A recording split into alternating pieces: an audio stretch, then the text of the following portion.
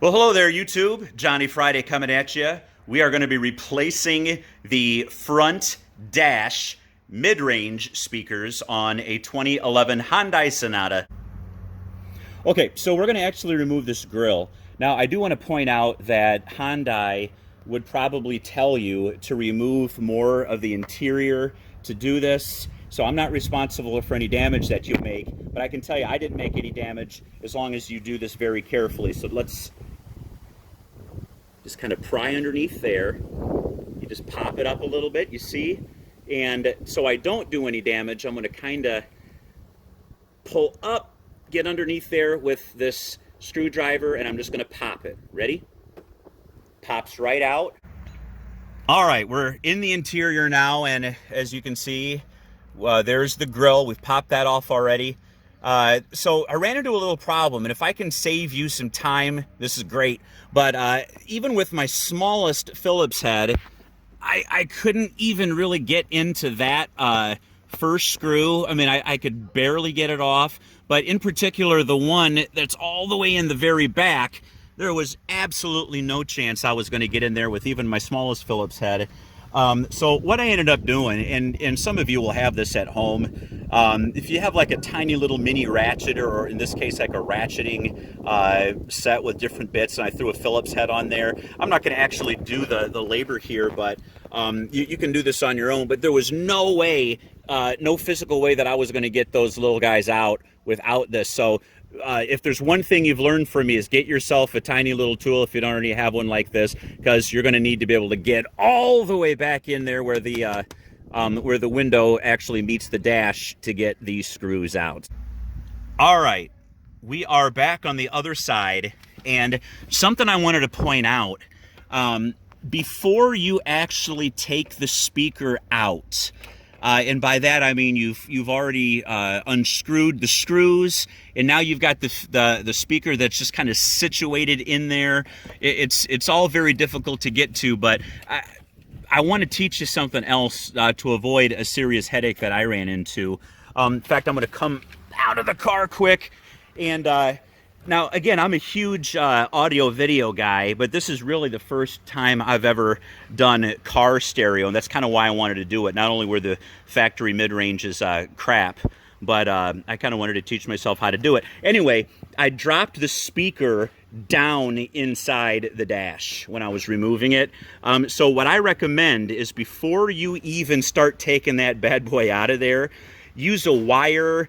You use tape, use something, so that as you're trying to get your fingers in there inside the glass to remove that sucker out, it won't fall back in. Now, what I did, if that does happen, is I used a little bungee hook, and it took me a while to fish around in there, and I finally was able to grab it. So save yourself the headache and avoid the mistake that I made, and get that puppy wired so that there's absolutely no way that it is going anywhere. All right, another reason I really like Crutchfield, as you can see from my screen here, they send you this PDF. It's a master sheet for installing, and everything that you need on here is there if you're doing a radio, the actual removal or a receiver. Here's what I use for the dash speakers, and as you can see, they're recommending the door gasket and everything come off, and I kind of said to heck with that and just did the speaker grills. And then they have a wiring, well, if you need help with splicing, which I really didn't, but the actual guide here if you are splicing and you want to make some connections. So here's another thing that ordering through Crutchfield does for you, is they'll send you these connectors. These are turbo wire connectors here from Metra online, and they came in free of charge. And I like it because these are going to connect right into the factory wiring, and you just have to take these terminals here, as I've already done with this one. I like how these are packaged. It might take me a minute to get them off, but it's going to protect the tweeter inside there, and everything. And I want to add too how much more substantial this kicker, even though it's the exact same size as the factory, how much more substantial it seems just right out of the packaging. So if you're gonna use these turbo wire again, brand name connectors, which I'm recommending. They didn't fit in perfectly. If you're familiar with these kind of connectors, this one did. This one I had to crimp a little bit, but eventually you get them on there, and then this will all be packed and kind of tucked inside all that room below the speaker that I showed you earlier in the dash. And then this is going to connect right to the pre-existing wiring from the factory that Hyundai provides. Now, one more thing while I got you and we're here, I got these little capacitors that are going to help really round out the sound, and I'm going to put them in, I'm going to put the speakers in first without actually soldering these in.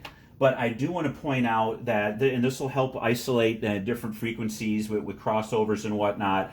The factory mid-range did have a capacitor soldered in, and we'll talk about that here in a little bit. I haven't decided if I'm going to do this yet, but I've got the soldering iron and everything ready to go. I'm going to test out the speakers, though, first without, just to see how they sound.